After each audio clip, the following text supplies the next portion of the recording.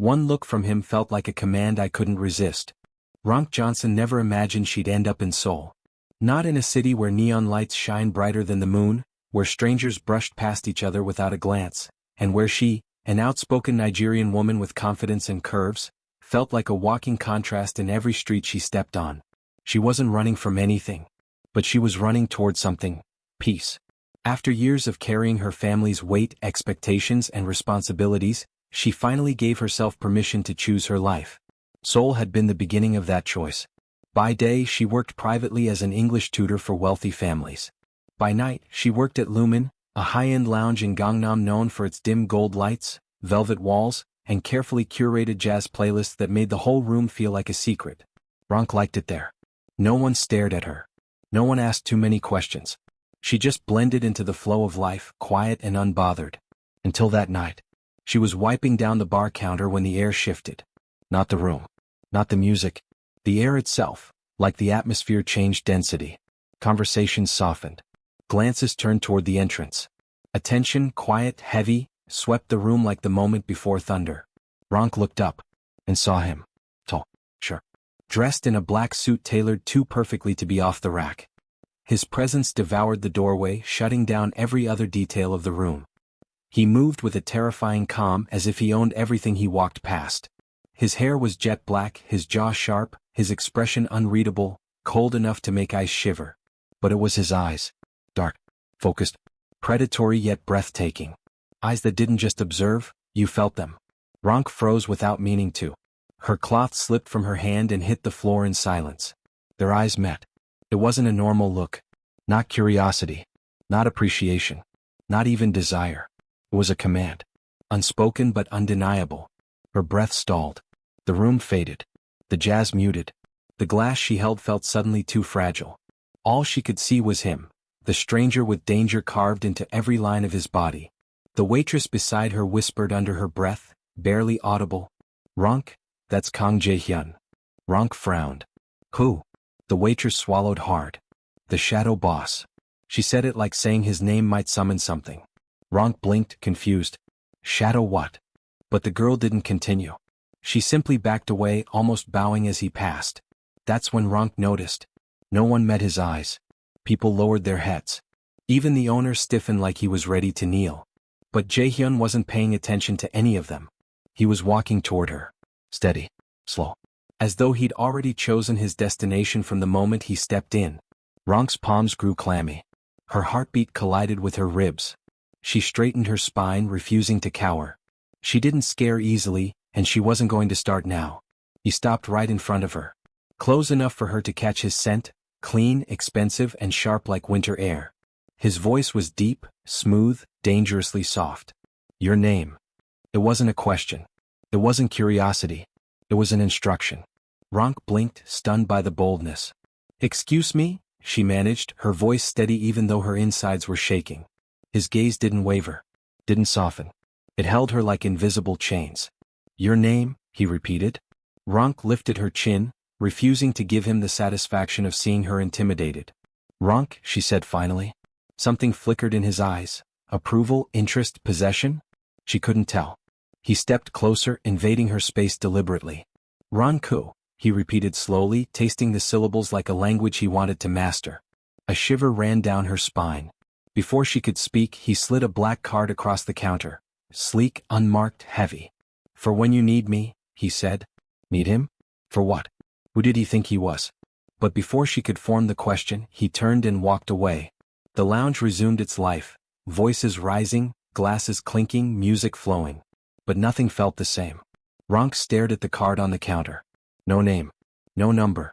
Just a gold-embossed emblem of a dragon. Her fingers hovered over it. One look from Kang Jae-hyun had felt like a command she wasn't sure she wanted to obey. But even she couldn't deny the truth. Her life had just taken a dangerous turn. And she wasn't sure if she wanted to stop it. Ronke didn't expect him to return. Her co-workers whispered about it the entire next day, peeking over her shoulder as if he might materialize from thin air. He never goes to a place twice. He must have liked something, or someone. Ronke, girl, be careful. That man is not normal dangerous. He's different. Different. That was one way to put it. But as the sun dipped behind Seoul's skyline, painting the city in shades of purple and gold. Ronke convinced herself she had imagined the entire encounter. Maybe she had overreacted. Maybe the card meant nothing. Maybe he looked at everyone that way. Maybe. But the universe didn't like people who tried to convince themselves of impossible luck. Because an hour after she started her shift, he walked in again. Kang Jae-hyun didn't arrive, he entered. Like the air bent around him. Like the room recognized its master. Like everything dimmed so only he remained in focus. Tonight he wore a charcoal gray suit, crisp and cold as moonlight. His hair was slicked back just enough to reveal a scar along his jaw, one that somehow made him more terrifyingly beautiful. His eyes scanned the room, not searching, confirming. Confirming she was exactly where he expected her to be. Ronke swallowed, feeling heat rise in her chest. Why was he back? He walked toward her, each step slow but deliberate. Confidence, danger, command, every piece of him screamed those words. He reached his usual seat. The seat he had chosen the night before. The seat with a perfect view of her. The bartender, who had been polishing a glass with trembling hands, snapped to attention. Good evening, Boss Kang," he stammered. Jae-hyun didn't look at him. Didn't acknowledge a single person except Ronke. His gaze held her in place. He lifted a finger and motioned with 2 short taps on the table. "Come here." No words. No expression. Just silent authority. Ronke exhaled slowly. She wasn't anyone's servant. But ignoring him felt impossible. She walked over, steady and composed on the outside, even though her stomach felt like it was floating. "Whiskey?" she asked. "No," he said. Then his eyes locked onto hers, dark and unreadable. "Talk." Ronke blinked. "Talk." "I don't like repeating myself." His voice was soft, dangerously soft. Soft in the way that promised the most chaos. Ronke crossed her arms. "About what?" His lips lifted just a fraction. Not a smile. A recognition. "You're not afraid of me." It wasn't a compliment. It wasn't an accusation. It was confusion. As if he was trying to solve a puzzle that irritated him. "Why?" he asked. She held his gaze. Because showing fear was how you lost. Because she'd faced far worse men than him. Because running her life alone had taught her not to fold under pressure. But she didn't say any of that. Instead she said, "Should I be?" Jae-hyun leaned back in his seat, studying her with sharp intensity. His gaze traced her face, her jawline, her eyes, as if measuring her worth, her resolve, her resistance. Most people couldn't handle that stare. They cracked under it. Ronke didn't look away. His eyes darkened with something she couldn't read. "Everyone fears me," he said. "Everyone," he repeated, his voice dropping lower. She tilted her head. Fear and respect aren't the same thing. That caught him off guard. His eyes flickered, not with anger, but interest. He leaned forward, elbows resting on the table, closing the distance between them drastically. "You're interesting," he said. "Is that a threat or a compliment?" she asked. "Yes," he replied simply. Ronke's heart skipped. But something else caught her attention. A man sitting in the corner, middle-aged, wearing a cheap leather jacket, kept glancing nervously at them. At Ronke, then at Jae-hyun, then back. His leg bounced under the table. His hand kept reaching into his pocket. Jae-hyun didn't turn his head. He didn't break eye contact with her. But he spoke quietly. "Don't worry about him." Ronke stiffened. "How do you know?" "I know everything that happens within 20 meters of me." He lifted his drink, taking a slow sip. "Especially when someone is watching what belongs to me." Ronke blinked. "Belongs?" He placed the glass down, eyes narrowing slightly. "Not yet." A shiver ran through her. Not of fear. But of anticipation she didn't want to admit. As Ronke left his table to serve another guest, she felt something else, a prickle at the back of her neck. Someone was watching her. Not Jae-hyun. Someone else. Outside the lounge's glass doors, a black SUV sat parked, engine off, headlights dim. She recognized it from earlier that evening. It hadn't moved. Jae-hyun sensed her discomfort before she even looked his way. He didn't speak. Didn't gesture. Didn't reveal anything. But she felt it, the protective shift in him. Like a shadow tightening around her. The kind of protection that wasn't tender. The kind that was lethal. And that scared her more than anything. Because Ronke realized something dangerous. Kang Jae-hyun wasn't just intrigued by her. He wasn't just watching her. He was already claiming her. And she didn't know if she wanted to run from it, or surrender to it. The lounge closed early that night, something that almost never happened. A fight between 2 drunk businessmen had spilled into the street, and the owner didn't want the reputation of chaos associated with Lumen. So he sent everyone home, stressed and muttering curses under his breath. Ronke changed out of her uniform, tying her jacket tighter against the cold. Seoul nights had a cruel bite in winter, even for someone used to Harmattan's sharp breath back home. As she stepped outside, the street was quieter than usual. Too quiet. No late-night laughter. No neon reflections on the wet pavement. No cars passing. A heavy stillness spread through the alley, unnatural and watching.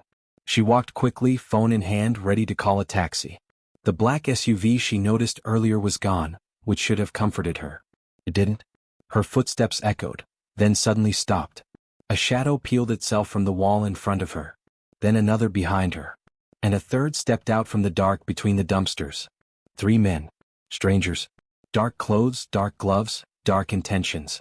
Ronke's heart lurched. "Excuse me, I need to get by," she began, trying to sound calm. But the tallest one stepped forward, smirking. "You've been getting too close to Kang Jae-hyun," he hissed, his voice low and oily. "You should be smarter, foreign girl." Ronke's blood ran cold. Kang Jae-hyun. This was because of him? She tried to back away, but another man blocked her escape. "I don't know what you're talking about," she said, her voice firm even though her pulse raced. "Oh, you know," the second man said, moving closer. "Everyone knows he keeps coming to see you.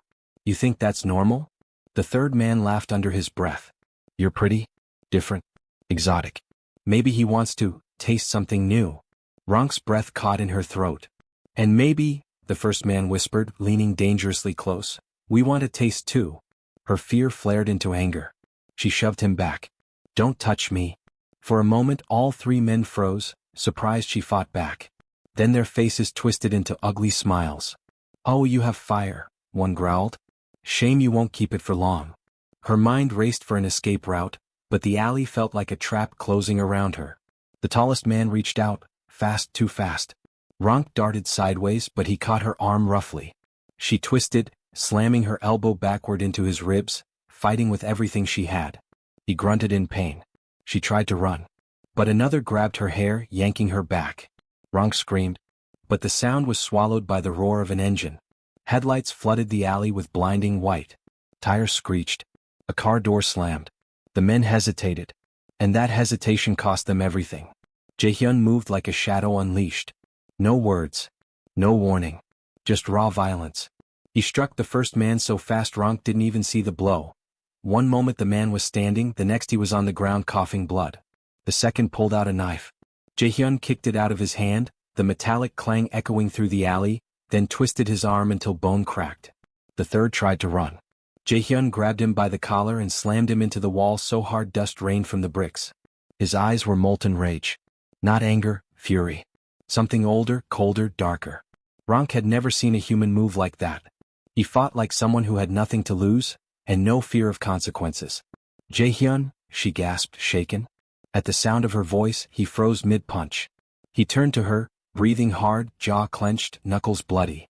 "Ronke," he said, voice raw with something painful. "Are you hurt?" "No, she began. But he was already at her side, gripping her shoulders, scanning her face, her arms, her body for injuries with quick, desperate hands. His touch wasn't gentle. It was frantic. "You weren't supposed to be here," he whispered harshly. "You weren't supposed to get dragged into my world."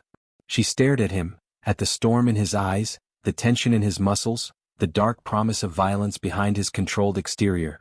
"You saved me," she said quietly. His jaw tightened. "You're mine to protect." The words felt like chains and safety at the same time. He cupped her face, thumb brushing her cheek in a way so gentle it didn't match the brutality she had just seen from him. Behind them, the men groaned, crawling away from the alley. Jae-hyun didn't even look at them. He only tightened his grip on Ronke. "From now on," he said, low, possessive, deadly serious, "you don't walk alone. Anywhere. Ever."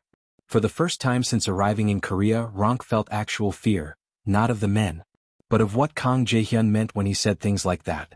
And yet, something deep inside her didn't fight it, didn't push it away, didn't run. Because in his violent protection, she felt something she hadn't felt in years. Safe. And that scared her more than the attack ever could. The days following the alley incident passed in a blur of new rules set entirely by Kang Jae-hyun. Ronke didn't agree to them verbally, but they unfolded around her like an invisible cage. A black SUV waited outside her apartment every morning. 2 silent men in black trailed her in rotating shifts. Her phone buzzed with unknown numbers, his men, updating her about her own movements before she even took a step. It should have terrified her. Instead she felt watched, guarded, claimed. She hated how a part of her liked it. By the 3rd day, Ronke confronted the bodyguard stationed outside her building. "You don't have to follow me everywhere." He didn't respond. "I'm serious." He turned his head slightly and said one phrase, his tone respectful but firm. "Boss Kang's orders." And that was that. Jaehyun had wrapped his world around her like a fortress, and there was no escaping it. The rain that changed everything. That night, the clouds cracked open and spilled icy rain onto Seoul. Thunder rumbled like distant gunfire, echoing between skyscrapers. Ronke stepped outside after her shift, umbrella in hand, only to stop short. He was there. Leaning against a car, soaked from head to toe, rain dripping down his hair, his jaw, his suit. He didn't flinch from the cold or the storm. He was waiting. For her. When he saw her, something in his posture eased, barely, subtly, but she caught it. "Jaehyun?" she whispered, surprised. "You didn't answer your phone." His voice was low, deeper than usual, almost strained. "I was working." "I know," he cut in. "But I needed to see you." She stepped closer, the rain smudging her mascara, the cold biting at her skin. He didn't move. "You could have texted," she said softly. "I don't text." He paused. "And I didn't want to text." The storm roared around them, but between the two of them, there was a strange, heavy stillness, like the world bowed, making room for something it couldn't name. Ronke approached him until she could feel his body heat cutting through the cold air. "You're drenched," she whispered. "I'm fine. You're going to get sick." He gave a faint, humorless smirk. "I don't get sick."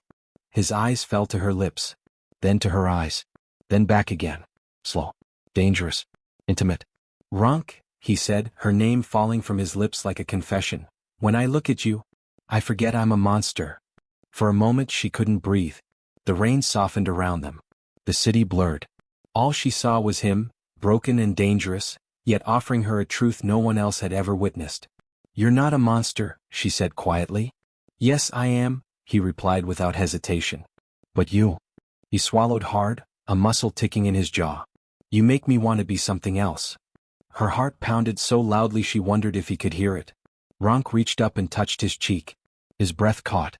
Not because of the cold, but because no one touched him like that. Softly. Honestly. As if he wasn't feared by half the city. Her thumb brushed away raindrops from his skin. Jaehyun closed his eyes. Just for a second. As if memorizing the feeling. When he opened them again they were darker. Hungrier. Desperate. He leaned in, slowly as if fighting himself, until their foreheads almost touched, his breath warm against her lips. "Don't," he whispered, though he kept moving closer. "Don't make me want this." "Why not?" she breathed. A storm that had nothing to do with the rain flashed in his eyes. "Because wanting something in my world means losing it." Ronke didn't pull back. She took one step forward, closing the last inches between them, her voice soft but unshakable. "Then want me anyway." It shattered his restraint. Jaehyun grabbed her waist, pulling her against him with a raw urgency he couldn't hide anymore. She gasped but didn't resist. Their lips hovered close. Too close. Not touching, yet. "Ronke," he murmured, voice rough, "tell me to stop." She looked him dead in the eyes. No. That was all he needed. He kissed her, slow at first, then deeper, like he'd been starving and she was the first real thing to ever touch his lips. The rain fell harder, drenching them both, but neither moved. His hand slid to the back of her neck, holding her gently, reverently, so unlike the ruthless man the world feared. Their kiss slowed, softened, and he rested his forehead against hers, breathing unevenly. "You have no idea," he whispered, "how dangerous this is." Ronke touched his chest, feeling the wild rhythm of his heartbeat. "Then maybe," she said softly, "we're both in danger." And for the first time, Kang Jaehyun, the shadow boss feared by everyone, closed his eyes and let himself feel something he spent his life avoiding. Hope. The following morning felt unreal, like waking up inside someone else's life. Someone braver. Someone who dared to walk beside a man like Jaehyun. Ronke stood by the tall window in his penthouse, watching Seoul's skyline glitter beneath the early sunlight. The city felt impossibly alive, but inside the room, a tension brewed, quiet, thick, unspoken. Behind her, she sensed him before she heard him. His presence was that powerful. Jae-young stepped out of his bedroom, shirt half-buttoned, hair still damp from his shower, a vein visible along his neck like he hadn't slept much. His eyes found her immediately, as if he'd been looking for her the second he woke. "Couldn't sleep?" he asked quietly. Ronke shrugged even though her heart was pounding. "Your home is different. It's safer," he corrected, approaching her slowly. "At least when you're inside it." Safe. The word felt strange coming from someone who commanded fear with a blink of his eyes. When he stopped beside her, they stared at the city together. For a moment, neither spoke. Then he surprised her. "Last night," he said, voice low, "when you grabbed my wrist outside the warehouse. Do you know how dangerous that was?" Ronke laughed softly. "You expected me to watch you beat a man like that and stay calm?" His jaw tightened, not in anger but in something like guilt. He turned, leaning his hand against the glass, trapping her between his arm and the window without touching her. His face was inches from hers. "I don't want you anywhere near my darkness," he murmured. "But you keep walking into it." Her breath caught. "Maybe because you keep pulling me in." For a second she thought she saw it, a crack in his armor. A brief, raw expression. Something like longing. But he hid it just as quickly. A knock at the door broke the moment. Jae-young stiffened. "Stay here." He moved with that silent, lethal grace that reminded her exactly who he was. From the doorway, she overheard fragments of conversation in rapid Korean. Voices tense. Urgent. Then a single phrase in English. "Someone followed us last night." Her stomach dropped. When he returned, his expression had hardened into something colder. Darker. "Ronke," he said, voice like steel, "you can't go back to your apartment. But I have a job. My things. I'll handle all of that. That's not what You were targeted." The words slammed into her. "Me?" "Yes." His eyes softened just slightly. "Because of me." Her chest tightened. Not with fear. But because of the way he said it. As though she mattered enough for her safety to be a weakness to him. "Jae-young, what exactly is coming for you?" she asked gently. The silence that followed was heavy. Finally he spoke, quiet, almost reluctant. "My father's old enemies resurfaced. They don't care about rules. They don't care about honor. They only care about hurting me." His eyes locked onto hers. "And the easiest way to do that is you." Her heart thudded painfully. "Why me?" she whispered. And that was when it happened.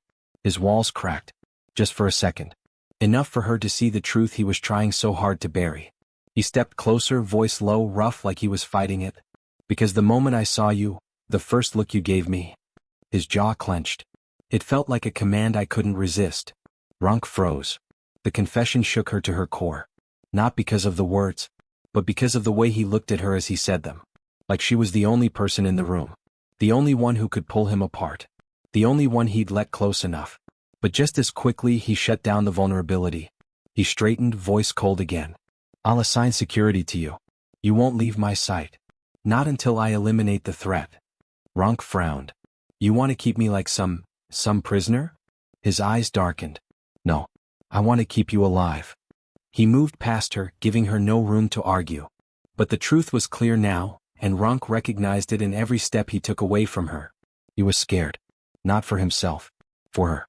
And for a man like him, that was the kind of fear that made him dangerous to everyone, including himself. The day moved like an unseen storm was trailing them. Jae-young didn't say much. His silence was sharp, protective, and calculated. Everywhere Ronke went inside the penthouse, his men were stationed discreetly, watching every corner like shadows trained to kill before breathing. She knew his world was violent. But seeing it up close was a different kind of reality. By late afternoon he returned from a meeting with his men, expression unreadable and energy coiled tight like a predator prepared to strike. Ronke watched him pace the room as though searching for a way to vent an emotion he didn't dare name. "What happened?" she asked gently. He stopped pacing, not because he was calm but because her voice pulled him back. "It always did." "They've moved closer than I thought," he said. "A message was left outside your workplace." Ronke swallowed hard. "What kind of message?" "A warning," he said softly. "A threat." But the way he looked at her said more. He wasn't afraid of danger. He was afraid of losing her. Even though he had never fully admitted wanting her. Night fell, blanketing the city in cold neon light. Rain tapped the windows like nervous fingertips, and Ronke sat curled on the couch wearing the gray sweatshirt he'd given her, warm, oversized, smelling faintly of his cologne. Ji-young entered the room quietly. Too quietly. He stood there watching her for a long moment, as though grounded by the sight of her safe and clothes. "You're staring," she said softly. "You look—" He paused, searching for a word he'd never had to use seriously. "Comfortable." Ronke smiled. "That bothers you?" His gaze deepened. "It does something to me." She felt warmth creep up her neck. "You've been tense all day," she said. "Talk to me." Ji-young sat beside her, elbows on his knees, hands clasped as if holding invisible weight. "No one has ever gotten this close to me," he said. "Not physically. Not emotionally." Her heart skipped. "You think I'm close emotionally?" she whispered. He exhaled shakily, rubbing his thumb against his knuckles. "Against my will." Ronke bit her lip, unsure if she was supposed to apologize. "I don't want to be your weakness," she murmured. He lifted his head sharply. "You're not my weakness," he said in a low, almost fierce tone. "You're what's keeping me from becoming a monster." The word stunned her. Somehow it hurt him to admit this. Yet he couldn't stop himself. He leaned back, closing his eyes for a moment like he was exhausted, not physically but by emotion he'd never had to manage before. "Ronke," he said quietly, "can I trust you with something?" "Yes," she whispered instantly. "Anything." He opened his eyes, revealing something rare: fear. Not of men. Not of war. But of vulnerability. "My father died because he trusted the wrong person," he said. "Since then I only trust myself." He paused. "But last night, when I almost lost you, I realized trusting you didn't feel dangerous. It felt—" He broke off, looking away as though the truth was too raw to speak aloud. She moved closer before she realized it, her hand gently brushing against his. He froze. Then his fingers intertwined with hers, slowly, carefully, as though this contact mattered more than he planned for it to. "Why does this feel," Ronke started, voice trembling, "like something we're both fighting and failing to stop?" His eyes dropped to their hands. "Because it is," he murmured. A silence settled around them, heavy, electric, fragile. Then a sudden knock at the door shattered the moment. One of his men stepped in sharply. "Boss, we have movement. They're scouting the area." Ronke flinched, but Ji-young squeezed her hand once, reassuringly, possessively. "To the safe room," he ordered her softly. "I'm not leaving you," she protested. His jaw tightened. "You have to." "No. Ronke. I'm not hiding while you fight for me." For a long second, he stared at her, caught between fury and admiration. Then something in him broke. He pulled her into a fierce, sudden embrace. His first real embrace, unguarded and trembling with all the emotions he'd refused to name. "I don't want anything happening to you," he whispered into her hair. "I don't want anything happening to you either," she breathed. He pulled back just enough to look at her, their breaths brushing, eyes searching one another's like the world outside had gone silent. "This isn't the moment I wanted to tell you this," he murmured. "Tell me what?" she asked. He hesitated. A long, shaking hesitation. But before he could speak, the alarm system beeped, short, sharp, urgent. Danger had arrived. His face hardened instantly, the softness evaporating into cold, brutal focus. "Stay behind me," he ordered. But the truth remained suspended between them. He had been one breath away from confessing something that scared him more than any enemy. The alarm's shrill pulse cut through the air like a blade. Red safety lights cast an ominous glow over the penthouse, making every surface look like it was bleeding. Ronke's pulse thrashed in her ears as Ji-young reached for the gun strapped beneath the coffee table, moving with calculating precision. His men positioned themselves near the entrance. "They're here earlier than expected," one said in Korean, breath tight. Ronke didn't understand the words, but she understood the fear hiding under their professionalism. Ji-young grabbed her arm, not roughly but urgently. "Stay close to me. I told you." "I know." His jaw flexed. "But if anything happens to you, I won't survive it." Ronke froze. Her heart misfired. He had never said anything remotely like that. But there was no time to respond. A loud crash sounded from the hallway, metal slamming against metal. They were breaching the door. Ji-young positioned himself in front of her, every line of his body sharp with tension. He glanced back at her once, eyes burning with a mixture of fear, rage, and longing. "Whatever happens, remember this isn't your fault," he whispered. Before she could ask what he meant, the door exploded inward. Gunfire echoed like thunder. Ji-young shoved Ronke behind a granite pillar as bullets sliced through the air. His men returned fire, shouting orders, but the intruders kept pushing, heavily armed and relentless. The penthouse, once quiet, warm, intimate, became a war zone. Ronke covered her ears, trembling, but she refused to hide her face. She needed to see him. She needed to make sure he was alive. Jae-young fired rapidly, hitting 2 attackers before diving behind the furniture. He moved with brutal efficiency, like a man who had survived too many wars to fear this one. But the enemy was strong, organized, prepared. "Boss, they're trying to flank," one guard yelled. "I see it," Jae-young growled. He turned to Ronke, eyes fierce, determined.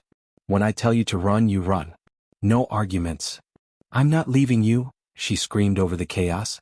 His chest rose and fell, and for a split second she saw it, the emotion he'd been swallowing for days. Something deeper than fear. Something deeper than desire. But before he could answer, a grenade rolled across the floor. The men spotted it too late. Jae-young lunged, dragging Ronke into his arms as he dove behind a marble divider. Boom. The shockwave rattled the room, sending debris flying.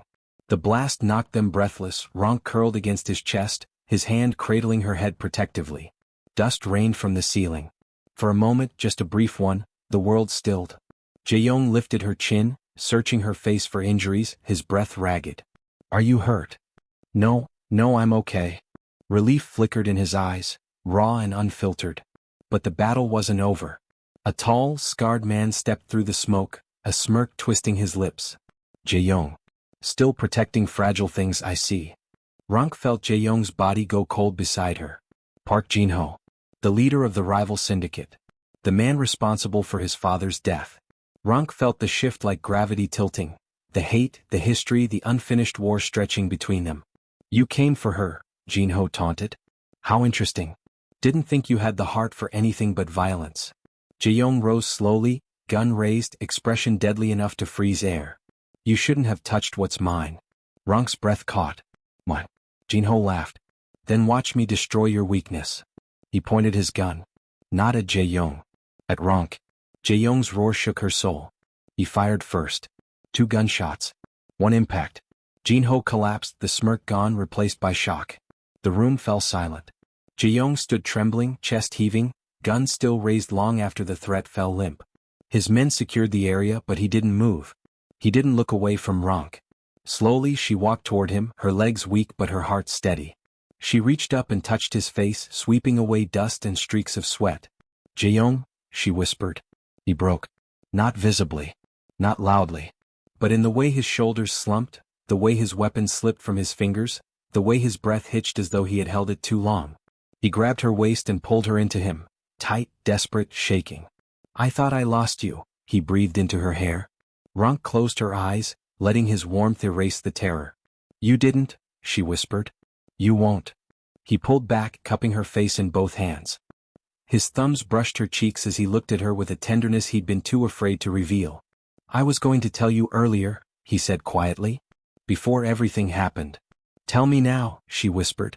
He swallowed hard, eyes burning into hers. "I'm in love with you, Ronke." Everything inside her stilled. Not from shock, but from the truth settling into place, like she had known it long before he said it. "And I don't care what it takes. I'm going to protect you. Even if I have to destroy everyone who threatens you. Even if I become someone darker than before. Because losing you," his voice cracked, barely audible now, "would kill me faster than any bullet." Ronke lifted his face, her hands trembling. "I'm not afraid of you," she whispered. "I'm only afraid of losing you too." His eyes softened. Danger and devotion blending until they were indistinguishable. Without thinking. Without hesitation. He pulled her into a deep, desperate kiss. Not the possessive ones from before. Not the controlled ones he used to hide behind. This one was unguarded. Vulnerable. A confession all by itself. By the time they pulled apart, exhausted, bruised, covered in dust and adrenaline, one truth had settled like the calm after a storm. They had survived because they refused to let go of each other. And nothing, not danger, not enemies, not fate itself, would ever pull them apart again.